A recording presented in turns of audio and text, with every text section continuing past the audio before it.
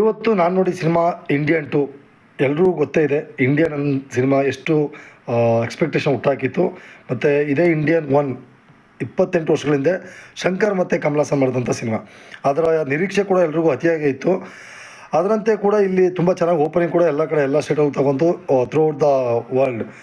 ಆದರೆ ಅದರಷ್ಟು ಇದು ಓಡಲಿಲ್ಲ. ಕಾರಣ ಏನಿರ್ಬೋದು ಅಂತ ಹೇಳೋಕ್ಕೋದ್ರೆ, ನಿಮಗೆ ಇಂಡಿಯನ್ ಸಿನಿಮಾ ಸ್ಟಾರ್ಟ್ ಆಗೋದೇ ಒನ್ಸ್ ಅಗೇನ್ ಕರಪ್ಷನ್ಸ್ ಮೇಲೆ.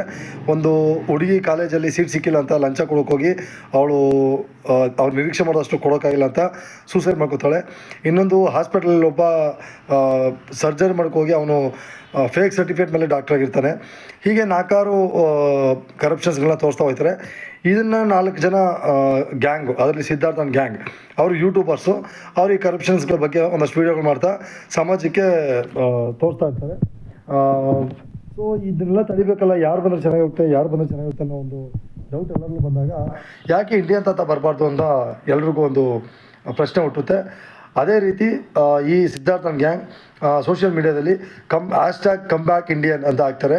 ಅದು ಥ್ರೂಔಟ್ ಎಲ್ಲ ಕಡೆ ಸ್ಪ್ರೆಡ್ ಆಗಿ ಕೊನೆಗೆ ಎಲ್ಲಿ ನಮ್ಮ ಸುಭಾಷ್ ಚಂದ್ರ ಬೋಸ್ ಅವರು ಕೊನೆಗೆ ಅವ್ರು ಸಾಯೋಕ್ಕೆ ಮುಂಚೆ ಒಂದು ದೇಶದಲ್ಲಿದ್ದರು, ಆ ದೇಶದಲ್ಲಿ ಇಂಡಿಯನ್ ತಾತ ಇರ್ತಾರೆ. ಅವ್ರಿಗೂ ಕೂಡ ಈ ವಿಚಾರ ಮುಟ್ಟಿ I am coming, Indian is coming ಅಂತ ಹಾಕ್ತಾರೆ, ಕಮಿಂಗ್ ಸೂನ್ ಅಂತ ಹಾಕ್ತಾರೆ. ಹಾಕಿ ಅದೇ ರೀತಿ ಬಂದು ಹೇಗೆ ಇಂಡಿಯನ್ 1ನಲ್ಲಿ ತಮಿಳ್ನಾಡಲ್ಲಿ ಇದ್ದಂಥ ಕರಪ್ಷನ್ಸ್ಗಳನ್ನ ತಡೆಯೋಕ್ಕೋಸ್ಕರ ತಮಿಳ್ನಾಡಲ್ಲಿ ಸಾಯಿಸ್ತಾ ಇದ್ರು, ಹಾಗೆ ಈ ಸರಿ ಇಡೀ ಭಾರತದಲ್ಲಿ ಎಲ್ಲೆಲ್ಲಿ ಯಾವ್ಯಾವ ರಾಜ್ಯಗಳಲ್ಲಿ ಕರಪ್ಷನ್ಸ್ ಇದೆ ಅಂತ ಎಲ್ಲ ರಾಜ್ಯದಲ್ಲೂ ಸಾಯಿಸ್ಕೊಂಡು ಬರ್ತಾ ಇರ್ಬೇಕಾದ್ರೆ ಇಂಡಿಯನ್ 1ನಲ್ಲಿ ಕೂಡ ಒಂದು ವರ್ಮ ವಿದ್ಯೆ ಬಗ್ಗೆ ತುಂಬ ಮಾತಾಡಿದರು. ಇದರಲ್ಲಿ ಒಂದಷ್ಟು ವರ್ಮ ವಿದ್ಯೆಗಳು ಅಂದರೆ 10 ವರ್ಮ ವಿದ್ಯೆಗಳನ್ನ ತೋರಿಸ್ತಾ ಹೋಗ್ತಾರೆ. ಸೊ ಸಿದ್ಧಾರ್ಥನ್ ಗ್ಯಾಂಗ್ಗೆ ಅವರೊಂದು ಮೆಸೇಜ್ ಹಾಕ್ತಾರೆ, ಪ್ಲಸ್ ಎಲ್ರಿಗೂ ಹೇಳ್ತಾರೆ, ಅಂದರೆ ಸೋಷಿಯಲ್ ಮೀಡಿಯಾದಲ್ಲಿ ಕರಪ್ಷನ್ ನಾನು ಒಬ್ಬರಿಂದ ತಡೆಯೋಕ್ಕೆ ಸಾಧ್ಯ ಇಲ್ಲ, ನಿಮ್ಮ ಮನೇಲಿರುವಂಥ ಕರಪ್ಷನ್ನ ನೀವು ತಡೆದ್ರೆ ಇಡೀ ದೇಶದಲ್ಲಿ ಆಗುವಂಥ ಕರಪ್ಷನ್ ತಾನಾಗೆ ನಿಲ್ಲುತ್ತೆ ಅಂತ ಹೇಳ್ತಾರೆ.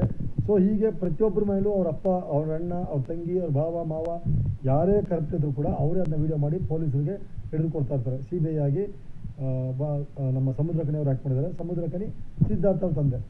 ಸೊ ಹೀಗೆ ನಡೀತಾ ಇರಬೇಕಾದ್ರೆ ಇಂಡಿಯನ್ ತಾತ ಬಂದು ಒಂದಷ್ಟು ಜನ ಸಾಯಿಸ್ತಾ ಹೋಗ್ತಾನೆ. ಈ ವಿಚಾರದಲ್ಲಿ ಒಂದು ಟೈಮಲ್ಲಿ ಸಮುದ್ರಕನಿ ಅಂದರೆ ಏನು ಕರಪ್ಷನ್ಗೆ ಒಬ್ಬ ಅಧಿಕಾರಿ ಇರ್ತಾನೆ, ಅವನು ಕೂಡ ಕರಪ್ಟೆಡ್ ಅಂತ ಗೊತ್ತಾಗುತ್ತೆ. ಇದು ಸಿದ್ಧಾರ್ಥ ತಡ್ಕೊಳಕ್ಕಾಗದೆ ಅವ್ರನ್ನ ಪೊಲೀಸ್ಗೆ ಹಿಡಿದು ಕೊಡಬೇಕಾದ್ರೆ ಈ ವಿಚಾರದಲ್ಲಿ ಅವರಮ್ಮ ತೀರಾ ಮನಗೊಂಡು ನೋವಾಗಿ ಅವರಮ್ಮ ಸಾಯ್ತಾರೆ. ಸಿದ್ಧಾರ್ಥ ತಾಯಿ ಸಾಯ್ತಾರೆ. ಸಿದ್ಧಾರ್ಥ ತಾಯಿಯ ಚಿತ್ರ. ಸೊ ಈ ಸಿದ್ಧಾರ್ಥ ಕೂಡ ಚಿಕ್ಕ ವಯಸ್ಸಲ್ಲಿ ಮಾತು ಬರಲ್ಲ ಅನ್ನೋ ಒಂದೇ ಕಾರಣಕ್ಕೆ ಅವರಮ್ಮ ತಿರುಪತಿಯಲ್ಲಿ 350 ಮೆಟ್ಲುಗಳನ್ನ ಹತ್ತಿ ಮಂಡಿಯಲ್ಲಿ ಹತ್ತಾ ತನ್ನ ಮಗನಿಗೋಸ್ಕರ ತಾನು ತುಂಬ ನೋವು ನುಂಗಿರ್ತಾರೆ. ಸೊ ಅದಕ್ಕಾಗಿ ಅವರ ಅಮ್ಮನ ಅವನ ಹೆಸರು ಮುಂದೆ ಇಟ್ಕೊಂಡಿರ್ತಾನೆ.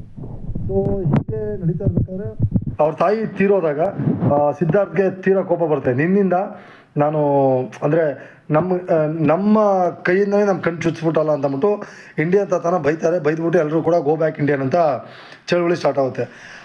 ಅದೇ ರೀತಿ ಇದರಲ್ಲಿ ಬಾಬಿ ಸಿಂಹ ಪೊಲೀಸ್ ಅಧಿಕಾರಿಯಾಗಿ CBI ಅಧಿಕಾರಿಯಾಗಿ ಅವನು ಕೂಡ ಇರ್ತಾನೆ. ಅವನು ಹೆಂಗಾದರೂ ಮಾಡಿ ಕಮಲ್ ಹಾಸನ್ ಹಿಡಿಲೇಬೇಕು ಅಂತ. ಯಾಕಂದರೆ ಪಾರ್ಟ್ 1ನಲ್ಲಿ ಅವರಪ್ಪ CBI ಆಗಿರ್ತಾನೆ. ಅವನು ಹಿಡಿಯೋಕ್ಕಾಗಿಲ್ಲ ಅನ್ನೋ ಒಂದೇ ಕಾರಣಕ್ಕೋಸ್ಕರ ತನ್ನ ಮಗನ್ನ ಅಧಿಕಾರಿಯಾಗಿ ಮಾಡಿಸಿ ಆ ಇಂಡಿಯನ್ ತಾತ ಹಿಡಿಬೇಕು ಅಂತ ಒಂದು ನಿರ್ಧಾರ ಇರುತ್ತೆ. ಸೊ ಹಾಗೆ ಬಾಬಿ ಸಿಂಹ ಇಂಡಿಯನ್ ತಾತ ಮೇಲೆ, ಸೇನಾಪತಿ ಮೇಲೆ ಹಿಂದೆ ಬಿದ್ದು ಫುಲ್ ಚೇಸ್ ಎಲ್ಲ ಆಗುತ್ತೆ. ಕೊನೆಗೊಂದು ಸರಿ ಏನಾಗುತ್ತೆ ಅಂದರೆ ಇಡೀ ದೇಶನೇ ಇಂಡಿಯನ್ ತಾತ ವಿರುದ್ಧವಾಗಿ ಬಿದ್ದು ಗೋ ಬ್ಯಾಕ್ ಇಂಡಿಯನ್ ಅಂತ ಚಳವಳಿ ಸ್ಟಾರ್ಟ್ ಆಗುತ್ತೆ. ಇದರಲ್ಲಿ ಬಾಬಿ ಸಿಂಹ ಸಕ್ಸಸ್ ಆಯ್ತಾನೆ, ಸಫಲನಾಗ್ತಾನೆ. ಇಂಡಿಯನ್ ತಾತ ಹಿಡಿತಾನೆ. ಆದರೆ ಇಂಡಿಯನ್ ತಾತ ಅವನ್ನ ಜೈಲಿಗೆ ಕರ್ಕೊಬೇಕಾದ್ರೆ ಒಂದು ಕಡ್ಡಿಯಿಂದ ಅವನ ಬೆನ್ನಿಗೆ ಇನ್ನೊಂದು ವರ್ಮ ವಿದ್ಯೆನ ಅವನ ಮೇಲೆ ತೋರಿಸ್ತಾನೆ. ಅದರಿಂದ ಅವನು ಕೈಂಡ್ ಆಫ್ ಪ್ಯಾರಲೈಸ್ಡು, ಇನ್ನೊಂದು ವಾರಗಳು ಸಾಯೋ ಥರ ಆಯ್ತಾನೆ. ಅವನ್ನ ಯಾವುದೇ ಡಾಕ್ಟ್ರು ಕೂಡ ಬದುಕೋಕ್ಕಾಗಲ್ಲ ಅಂತ ಹೇಳ್ತಾರೆ. ಕೊನೆಗೆ ಕಮಲ್ ಹಾಸನ್ ಅಂದರೆ ಇಂಡಿಯನ್ ತಾತ ಜೈಲಿರ್ತಾನೆ. ಡಾಕ್ಟ್ರುಗಳು ಯಾರೂ ಬದುಕೋಕ್ಕಾಗಲ್ಲ ಒಂದೇ ಕಾರಣಕ್ಕೋಸ್ಕರ ಮತ್ತು ಯಾರು ಬದುಕ್ತಾರೆ ಅಂತ ಕೇಳಿದಾಗ ಈ ವಿದ್ಯೆ ಗೊತ್ತಿರುವಂಥ ಇಂಡಿಯನ್ ತಾತನೇ ಬದುಕಬೇಕು ಅಂತ ಹೇಳ್ತಾರೆ. ಆಗ ಅವನು ಜಡ್ಜ್ ಮುಂದೆ ಇಂಡಿಯನ್ ತಾತ ಇರ್ತಾನೆ. ಇಂಡಿಯನ್ ತಾತ ಇರಬೇಕಾದ್ರೆ ಜಡ್ಜು ತೀರ್ಪು ಬರೀತಾರೆ, ಜೈಲು ಇಷ್ಟು ವರ್ಷ ಅಂತ ಬರಿಬೇಕಾದ್ರೆ ಅಷ್ಟೊತ್ತಿಗೆ ಬಾಬಿ ಸಿಂಹನ್ ತಂದೆ ಅಂದರೆ ಹಳೆ CBI ಬಂದು ದಯವಿಟ್ಟು ಇದನ್ನು ಕ್ಯಾನ್ಸಲ್ ಮಾಡಿ ನನ್ನ ಮಗನ ಜೀವ ಉಳಿಸ್ಬೇಕು. ಯಾಕಂದರೆ ಇವನು ಹಿಡಿದಿದ್ದೆ ನನ್ನ ಮಗ, ಈಗ ಅವನು ಬದುಕಿಸಿದ್ರೆ ಮತ್ತೆ ಅವನು ಯಾವತ್ತಾದ್ರು ಹಿಡಿತಾನೆ, ಇದೊಂದ್ಸರಿ ಬಿಟ್ಟು ಕಳಿಸಿ ಅಂತ ಹೇಳ್ತಾನೆ. ಬಿಟ್ಟು ಕಳಿಸಿ ಅಂತಂದಾಗ ಅವನು ಇಂಡಿಯನ್ ತಾತ ಹೇಳ್ತಾನೆ, ನಾನು ನಿನ್ನ ಮಗನ ಕಾಪಾಡಬೇಕಾದ್ರೆ ನಾನು ಕಂಪ್ಲೀಟ್ಲಿ ಜೈಲಿಂದ ಫ್ರೀ ಆಗಬೇಕು ಅಂತ ಹೇಳ್ಬಿಟ್ಟು ಯಾರು ಬರ್ಬಾರ್ದು, ಯಾರು ಫಾಲೋ ಮಾಡ್ಬೋದು ಅಂದ್ಬಿಟ್ಟು ಬಾಬಿ ಸಿಂಹನ ಕರ್ಕೊಂಡು ಹೋಗ್ತಾನೆ. ಹೋಗ್ಬೇಕಾದ್ರೆ ಆ ಬಾಬಿ ಸಿಂಹನ್ ತಂದೆ ಹೇಳ್ತಾರೆ, ತಿಮಿಂಗಲನ ಮತ್ತೆ ಸಮುದ್ರಕ್ಕೆ ಬಿಟ್ಟಿದ್ದೀವಿ, ಅಂದರೆ ಸೇನಾಪತಿ ಮತ್ತೆ ಕರಪ್ಟೆಡ್ ಇರುವಂಥ ದೇಶಕ್ಕೆ ನುಗ್ಗಿದ್ದಾನೆ, ಎಷ್ಟು ಬಲಿ ಬೇಕಂತ ತಗೋಬೋದು ಅಂತ ಹೇಳ್ತಾರೆ. ಸೊ ಅದ್ರ ಮೇಲೆ ಸಿನಿಮಾ ಮುಗಿಯುತ್ತೆ. ಮತ್ತು ಈ ಓವರಾಲ್ ಈ ಸಿನಿಮಾದಲ್ಲಿ ಅಂತಂದರೆ ವರ್ಮ ವಿದ್ಯೆ ಅಂತ ಅತಿಯಾಗಿ ತೋರಿಸಿದ್ರು. ಮತ್ತು ಓವರಾಲ್ ಸಿನಿಮಾದಲ್ಲಿ ಕರಪ್ಷನ್ ಅಂತ ಅದ್ರ ಬಗ್ಗೆ ಇದ್ರು ಕೂಡ ಅದನ್ನು ಬಿಟ್ಟು ಹೊರಗಡೆ ಎಲ್ಲೂ ಕತೆ ಟ್ರಾವೆಲ್ ಆಗಿಲ್ಲ ಅನ್ನೋದೊಂದು ಬೋರು. ಬಟ್ ತೀರಾ ಕಂಡ ಮೂವಿ ಅಂತಲೂ ಹೇಳೋಕ್ಕಾಗಲ್ಲ, ಒಂದು ಸರಿ ಅಂತೂ ನೋಡ್ಬೋದು ಅಂತ ನನ್ನ ಅಭಿಪ್ರಾಯ. ಮತ್ತು ಅದರಲ್ಲದೆ ಕ್ಲೈಮ್ಯಾಕ್ಸಲ್ಲಿ ಒಂದು ತುಂಬ ನಿರೀಕ್ಷೆ ಹುಟ್ಟಿಸೋದು ಏನಂತಂದರೆ, ಇಂಡಿಯನ್ 3ಯಲ್ಲಿ ಫ್ರೀಡಮ್ ಸಿಗೋಕ್ಕೂ ಮುಂಚೆ ನಡೆದಂಥ ಒಂದಷ್ಟು ಘಟನೆಗಳು ಹೇಳ್ತಾರೆ. ಪ್ಲಸ್ ತೀರ್ಪು ಬರೆದು ಪೆನ್ನಿನ ಮುರಿತಾರೆ, ಅಂದರೆ ಇಂಡಿಯನ್ ತಾತೆಗೆ ಸೇನಾಪತಿಗೆ ಮರಣದಂಡನೆ ಅಂತ ತೋರಿಸಿದ್ದಾರೆ. So Indian 3 is better than Indian 2 ಅಂತ ಹೇಳ್ಬೋದು. ಇಂಡಿಯನ್ 3ಗೆ ನಿರೀಕ್ಷೆ ಡೆಫಿನೆಟ್ಲಿ ಇದ್ದೇ ಇದೆ. ಇಂಡಿಯನ್ 2 ಮೇ ಬಿ ಹಳೆ ಶಂಕರ್ ಇದ್ದಂಥ ಸ್ಕ್ರೀನ್ ಪ್ಲೇ ಗ್ರಿಪ್ಪಿಂಗ್ ಇಲ್ಲ ಅನಿಸುತ್ತೆ.